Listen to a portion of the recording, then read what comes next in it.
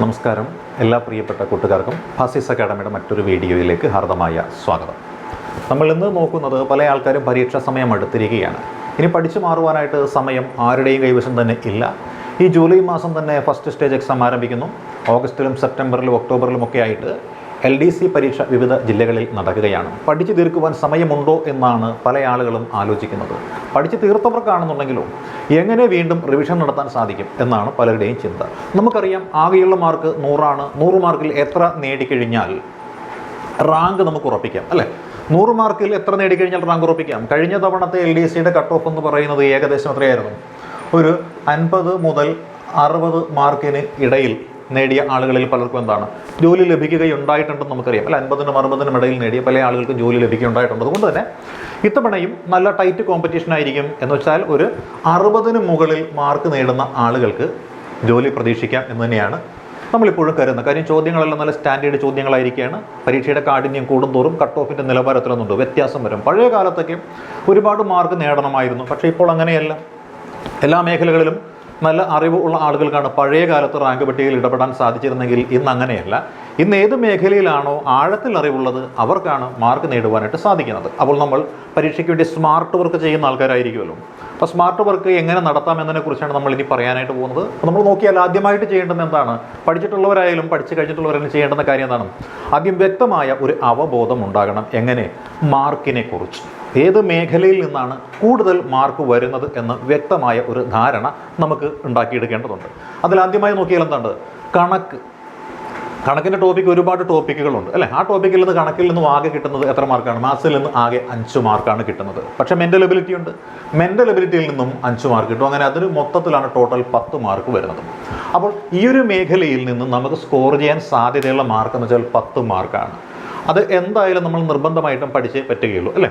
ഇനി ഇതേപോലെ നോക്കിയാലോ, ഇംഗ്ലീഷ് മേഖല എടുത്തു കഴിഞ്ഞാൽ ഇംഗ്ലീഷിൽ നിന്ന് 10 മാർക്കുകളാണ് നമുക്ക് കിട്ടുക, അല്ലെ? 10 മാർക്ക് കിട്ടുന്നു. അവിടെയും ഉണ്ട് തരംതിരിവ്. എന്താണ്? ഗ്രാമർ പോർഷനിൽ നിന്നും 5ഉം വൊക്കാബുലറിയിൽ നിന്ന് 5ഉമായിട്ട് അവിടെയും 10 മാർക്കാണ് ഉള്ളത്. പിന്നെ മലയാളം ഫുള്ള് നമ്മൾ പഠിച്ചു കഴിഞ്ഞാൽ നമുക്ക് കിട്ടും 10 മാർക്ക് നമുക്കുണ്ട്. അതേപോലെ കറണ്ട് അഫയേഴ്സ് എന്ന് പറയുമ്പോഴും ഏകദേശം ഒരു 2 വർഷത്തെ കറണ്ട് അഫയേഴ്സ് എങ്കിലും നമ്മൾ പഠിച്ചിരിക്കണം. മിനിമം 1.5 വർഷമാണ്, മാക്സിമം 2 വർഷത്തെ കറണ്ട് അഫയേഴ്സ് നമ്മൾ നോക്കിയിരിക്കണം. അങ്ങനെ 2 വർഷത്തെ കറണ്ട് അഫയേഴ്സ് നോക്കിക്കഴിഞ്ഞാൽ എത്രയാണ്? 20 മാർക്കാണ് നമുക്ക് കിട്ടുന്നത്. അതായത് ഒരിക്കലും നമുക്ക് പഠിച്ചു കഴിഞ്ഞാൽ ദോഷം സംഭവിക്കില്ലാത്ത, നമ്മുടെ സമയം നഷ്ടപ്പെട്ടു എന്ന് നമുക്കൊരിക്കലും ചിന്ത വരാത്ത മേഖലയായിട്ട് ഇത് മാറുന്നതിൻ്റെ കാരണം ഇതാണ്. കാരണം ആകെയുള്ള മാർക്കിൽ 50 മാർക്ക് വരുന്നതും ഈ ഒരു മേഖലയിൽ നിന്നാണ്. അതുകൊണ്ട് തന്നെ ഈ മേഖല പഠിക്കാതെ പോകുന്ന ഒരു വ്യക്തിയും, അല്ലേ, ഏതൊരാളായിക്കൊള്ളട്ടെ, അയാൾ എന്തായാലും LD ക്ലർക്കിൻ്റെ പരീക്ഷ വിജയിക്കാനായിട്ടുള്ള യാതൊരു സാധ്യതയുമില്ല. കാര്യം എന്താണ്? 50 മാർക്ക്, പകുതി മാർക്ക് ഇവിടെ തന്നെയാണുള്ളത്. അതുകൊണ്ട് ഇത് പഠിക്കാതെ പോകുന്ന ഒരാളും കടക്കാനായിട്ട് സാധ്യതയില്ല ഈ ഒരു 50 മാർക്കിൻ്റെ ഏരിയ. ഇനി രണ്ടാമത്തെ ഏരിയ എന്ന് വെച്ചാൽ എന്താണ്? രണ്ടാമത്തെ ഏരിയ എന്ന് പറയുന്നത് എക്കണോമിക്സ് എന്ന് പറയുന്ന ഒരു മേഖല, അല്ലേ? അവിടെ മാർക്കുണ്ട്. എത്രയാണ്? 5 മാർക്കാണ് എക്കണോമിക്സിനുള്ളത്. എക്കണോമിക്സിന് 5 മാർക്ക്. ടോപ്പിക്ക് ഒരുപാടൊന്നും പഠിക്കേണ്ടതില്ല, പക്ഷെ പഠിക്കുന്നത് നല്ലത് ആഴത്തിൽ പഠിച്ചിരിക്കണമെന്നാണ് പറയുന്നത്. രണ്ടാമത്തേത് ഭരണഘടനയാണ്. അവിടെയും ഒരുപാടൊന്നും വലിച്ചുവാരി പഠിക്കേണ്ടതില്ല, പക്ഷെ പഠിക്കുന്നതിനെ സംബന്ധിച്ച് വ്യക്തമായ അറിവ് അവിടെ നമുക്ക് ഉണ്ടാക്കിയിട്ടേ പറ്റുകയുള്ളൂ, അല്ലേ? മൂന്നാമത്തെ മേഖല എന്താണ്? ഇമ്പോർട്ടൻ്റ് ആക്ടുകൾ വളരെ കുറച്ചേ ഉള്ളൂ, പക്ഷേ നന്നായിട്ട് മനസ്സിലാക്കുകയാണെങ്കിൽ അവിടെയും ഫുൾ മാർക്ക് സ്കോർ ചെയ്യാൻ പറ്റും. പിന്നുള്ളത് കേരള ഗവേണൻസ് ആണ്. അവിടെയും നമുക്ക് എത്രയുണ്ട്? 5 മാർക്കുണ്ട്. അങ്ങനെ നോക്കിയാൽ ഈ മേഖല economics, constitution, important acts, Kerala governance വളരെ കുറച്ചേ പഠിക്കാനുള്ളൂ, എന്നാൽ മാർക്ക് കൂടുതൽ കിട്ടുന്ന രീതിയാണ്. 20 മാർക്കാണ് ഈ ഒരു മേഖലയിലുള്ളത്, അല്ലേ? അപ്പോൾ നോക്കിക്കഴിഞ്ഞാൽ 70 മാർക്ക് വരികയാണ്. അതായത് ഇപ്പോൾ maths, mental ability, grammar, vocabulary, Malayalam, current affairs, ഈ പറയുന്ന economics, constitution, important act, Kerala governance, ഇവയൊക്കെ പഠിച്ച് കൃത്യമായിട്ട് നല്ല രീതിയിൽ പഠിച്ച ഒരാൾക്കാണെങ്കിൽ 70 മാർക്കിൻ്റെ ചോദ്യങ്ങൾ അറ്റൻഡ് ചെയ്യാനായിട്ട് സാധിക്കുന്നതാണ്. ഇനി വീണ്ടും നമ്മൾ കുറച്ചുകൂടി ഒന്ന് അഡ്വാൻസ്ഡ് ആയാലോ, 3 മാർക്ക് വീതം ലഭിക്കുന്ന മേഖലകളുണ്ട്, അല്ലെ? 3 മാർക്ക് വീതം ലഭിക്കുന്ന മേഖലകൾ ഏതൊക്കെയാണ്? ഒന്ന് ഇൻഫർമേഷൻ ടെക്നോളജി, IT-യിൽ നിന്ന് 3 മാർക്കുണ്ട്, അല്ലെ? ഫിസിക്സിൽ നിന്ന് 3 മാർക്കുണ്ട്, കെമിസ്ട്രിയിൽ നിന്ന് 3 മാർക്കുണ്ട്, ബയോളജിയിൽ നിന്ന് 3 മാർക്കുണ്ട്, പബ്ലിക് ഹെൽത്തിൽ നിന്ന്, അല്ലെ, പൊതുജനാരോഗ്യത്തിൽ നിന്ന് 3 മാർക്കുണ്ട്. അങ്ങനെ അത് മൊത്തം നോക്കിയാൽ എത്ര മാർക്കുണ്ട്? 15 മാർക്ക്, അല്ലെ? 15 മാർക്ക് ആ ഒരു ഏരിയയിൽ നിന്നുണ്ട്. അപ്പോൾ 70 + 15 85 മാർക്ക് എന്ന് പറയുന്നത് ഈ പറയുന്ന പൊതുജനാരോഗ്യവും ഈ എഴുതിയിരിക്കുന്ന കാര്യങ്ങൾ നമ്മൾ നോക്കിക്കഴിഞ്ഞാൽ നമുക്ക് 85 മാർക്കാണ് നമുക്ക് കിട്ടുന്നത്, അല്ലേ? ഇനി വീണ്ടും നോക്കിയാലോ, India history 2 mark, Kerala history 2 mark, world history 1 mark. അങ്ങനെ ചരിത്രം മൊത്തം പഠിക്കാൻ നേരത്ത് 5 മാർക്കാണ്. World history 1 mark, Indian geography world geography 1 mark, Indian geography 2 mark, Kerala geography 2 mark. അങ്ങനെ മൊത്തം ഗ്രാൻഡ് ടോട്ടൽ എടുത്താൽ 5 മാർക്കാണ്. അങ്ങനെ മൊത്തം ഹിസ്റ്ററിയും ജിയോഗ്രഫിയും കൂടി കൂട്ടിക്കഴിയുമ്പോഴത്തേനാണ് 95 മാർക്കാണ് വരുന്നത് അല്ലേ. ഇനി വീണ്ടും നോക്കിയാലും ഇപ്പുറത്ത് ആർട്ട്, ലിറ്ററേച്ചർ, കൾച്ചർ, സ്പോർട്സ് 4 മേഖലയും കൂടി പഠിച്ചു കഴിഞ്ഞാൽ കിട്ടുന്ന 5 മാർക്ക്. അങ്ങനെയാണ് 100 മാർക്ക് വരുന്നത്. അപ്പോൾ സ്മാർട്ടായിട്ട് പഠിക്കാൻ ആഗ്രഹിക്കുന്ന ആൾക്കാർ ചെയ്യേണ്ട കാര്യം എന്താണ് നോക്കുക നിങ്ങൾ അല്ലേ. 1, 2, 3, 4, 5, 6 6 മേഖലകൾക്ക് പഠിക്കാനായിട്ട് നിങ്ങൾ സമയം സ്പെൻഡ് ചെയ്യുമ്പോൾ നിങ്ങൾ അവിടെ കവർ ചെയ്യുന്ന എത്രയാണ്? 50 മാർക്കാണ് നിങ്ങൾ കവർ ചെയ്യുന്നത്. 6 മേഖലകൾ പഠിക്കുമ്പോൾ 50 മാർക്ക് നിങ്ങൾ കവർ ചെയ്യുകയാണ് അല്ലേ. ഇനി വീണ്ടും അടുത്ത ഒരു 4 മേഖല പഠിക്കാനായിട്ട് നിങ്ങൾ വരികയാണ്. ആ 4 മേഖലയുടെ പ്രത്യേകത എന്താണ്? ചെറിയ ടോപ്പിക്കുകളാണ്, പക്ഷേ 4 മേഖല മനസ്സിലാക്കി വ്യക്തമായി വിലയിരുത്തി പഠിച്ചു കഴിഞ്ഞാൽ അവിടെ നിങ്ങൾക്ക് കിട്ടുന്നത് 20 മാർക്കാണ്. അപ്പോൾ 70 മാർക്ക് അവിടെ വന്നു. വീണ്ടും നിങ്ങളൊന്ന് മെനക്കെടുകയാണ്. ഒരു 5 മേഖലകളിലേക്ക് നിങ്ങൾ മെനക്കെടാൻ വരികയാണ്. 5 മേഖലകൾ അല്ലേ.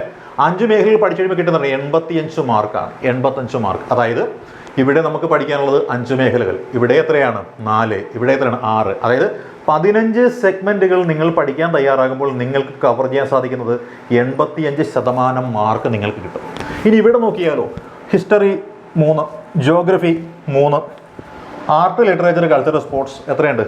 3, 3, 6, 6, 4, 10 സെഗ്മെൻറ്റ് പഠിക്കുമ്പോൾ നിങ്ങൾക്ക് കിട്ടുന്നത് വെറും 15 മാർക്കാണ്. അപ്പോൾ ഇനി സമയമില്ല എന്ന് കണക്കാക്കുന്ന ആളുകൾ ഉണ്ടെങ്കിൽ അവർക്ക് പഠിക്കാനായിട്ടുള്ള ഏറ്റവും സ്മാർട്ടായിട്ടുള്ള മെത്തേഡാണ് ഈ പറഞ്ഞു തരുന്നത്. അതായത് എലിമിനേഷൻ ടെക്നോളജിയാണ്. ചോദ്യങ്ങൾ കിട്ടിയിട്ടല്ല നമ്മൾ എലിമിനേറ്റ് ചെയ്യുന്നത്. ചോദ്യങ്ങൾ ലഭിക്കുന്നതിന് മുൻപ് തന്നെ നമുക്ക് പഠിച്ച് തീർക്കാൻ സാധിക്കുന്നതും പഠിച്ച് തീർക്കാൻ സാധിക്കാത്തതുമായ ഭാഗങ്ങൾ സമയം ഇൻവെസ്റ്റ് ചെയ്ത് കഴിഞ്ഞാൽ നമുക്ക് പ്രയോജനം കിട്ടുന്ന മേഖലയെന്ന് നമ്മൾ കരുതുന്നത്, മാർക്ക് കൂടുതൽ കിട്ടുമെന്ന് കരുതുന്ന ഏരിയകൾ അവിടമാണ് നമ്മൾ കേന്ദ്രമാക്കി പഠിക്കേണ്ടത്.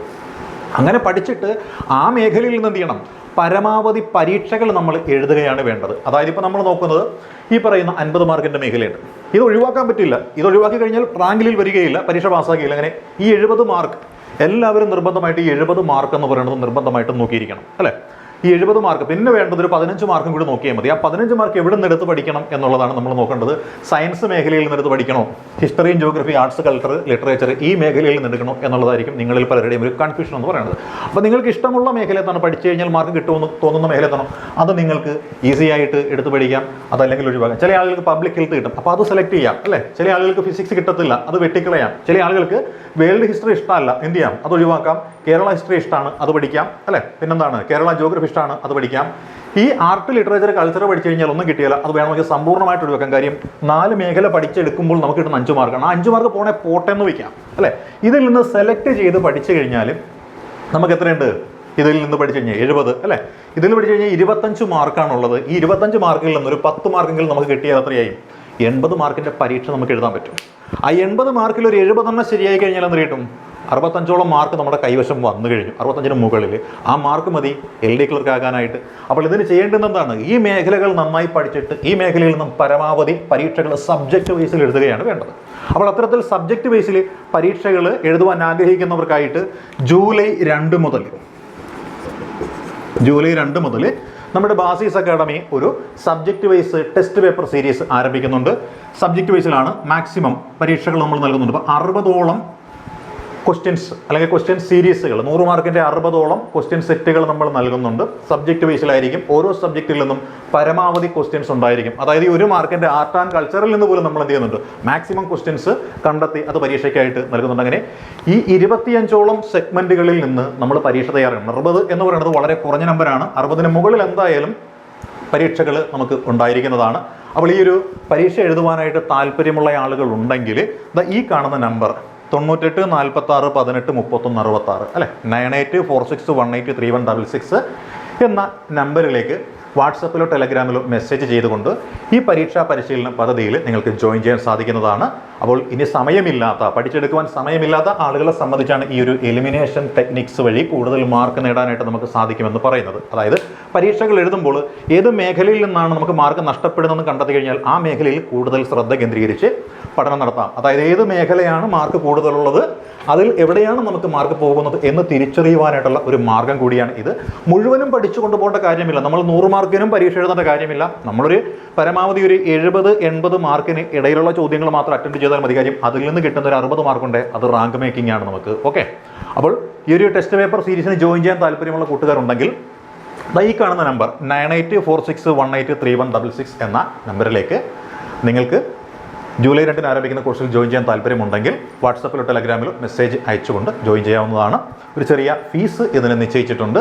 കാരണം ബാസിസ് അക്കാഡമിയുടെ എക്സ്പെർട്ട് പാനലാണ് ഇത്രയും ചോദ്യങ്ങൾ ആഴത്തിലുള്ള നിലവിൽ നടന്നുകൊണ്ടിരിക്കുന്ന പരീക്ഷകൾക്ക് ഏതിനും ഉപയോഗിച്ച് പഠിക്കുവാൻ പറ്റുന്ന രീതിയിലുള്ള ചോദ്യങ്ങൾ കണ്ടെത്തുന്നത്. അപ്പോൾ ഒരു ചെറിയ ഫീസ് ഇതിന് നിശ്ചയിച്ചിട്ടുണ്ട്. അപ്പോൾ താല്പര്യമുള്ള ആളുകളുണ്ടെങ്കിൽ ഈ നമ്പറിലേക്ക് വാട്സപ്പിലോ ടെലഗ്രാമിലോ മെസ്സേജ് ചെയ്തുകൊണ്ട് ഈ കോഴ്സിൽ ജോയിൻ ചെയ്യാവുന്നതാണ്. അപ്പോൾ പരീക്ഷയ്ക്ക് പഠിക്കുന്ന തയ്യാറെടുക്കുന്ന എല്ലാ കൂട്ടുകാർക്കും വിജയാശംസകൾ നേർന്നുകൊണ്ട് നിർത്തുന്നു. All the best.